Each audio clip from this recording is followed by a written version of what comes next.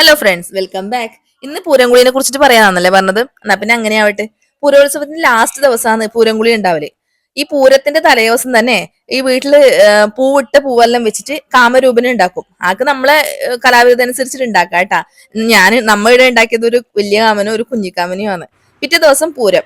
ഈ പൂരത്തിന് പൂരക്കഞ്ഞിയൊക്കെ ഉണ്ടാക്കും. അതൊക്കെ കാമന് വിളമ്പൊക്കെ ചെയ്യും. അത് കഴിഞ്ഞിട്ട് നേരെ പൂരംകുളി കാണാൻ വേണ്ടിട്ട് ഇപ്പൊ നിങ്ങൾ കാണുന്നത് പൂരംകുളീന്റെ ചടങ്ങാണ്. അത് നമ്മളെ മുച്ചിലോട്ട് കാവിൽ നടക്കുന്ന ചടങ്ങാണ്. എല്ലായിടത്തും ഒരുപോലെ ആയിരിക്കണം എന്നില്ല, ചില ഡിഫറൻസ് എല്ലാം ഉണ്ടാവുമായിരിക്കും.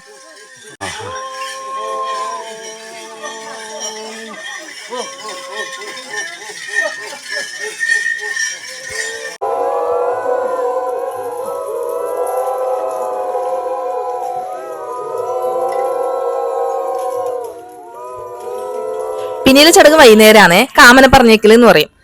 നമ്മ വെള്ളം കൊടുത്തതിന് ശേഷം, പൂന് വെള്ളം കൊടുത്തതിന് ശേഷം നമ്മ കാമന അങ്ങ് പറഞ്ഞു വിടും.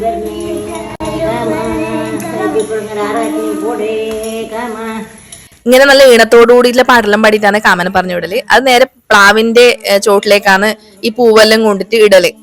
അതായത് കാമന പറഞ്ഞേക്കല്. അതിലൊരു അപ്പെല്ലാം ഒളിപ്പിച്ചു വെക്കും. അതൊക്കെ ഫൈൻഡ് ചെയ്ത്, അത് നമ്മളെ ഡ്യൂട്ടി അല്ല, അത് വീട്ടിൽ ആമ്പിള്ളറുടെ ഡ്യൂട്ടിയാണ്. നമുക്ക് അതിൽ റോളില്ല. അതോടുകൂടിയിട്ട് ആ വർഷത്തെ പൂരോത്സവം അങ്ങ് കഴിയും കേട്ടാ. പിന്നെ ഉള്ളത് പൂരക്കളീനെ കുറിച്ചിട്ടാണേ. പ്രായഭേദമന്യേ ആണുങ്ങൾ കളിക്കുന്ന ഒരു കളിയാണ് പൂരക്കളി. നല്ല ഈണത്തില് പാട്ടൊക്കെ ഉണ്ടാവും. നല്ല രസമാണ് കണ്ടിരിക്കാൻ വേണ്ടിട്ട്. ഇനി അതിന്റെ കുറച്ച് ഭാഗങ്ങൾ കണ്ടു കേട്ടാ.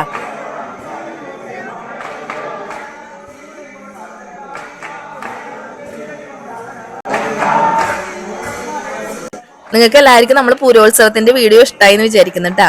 Anyway, thank you for watching.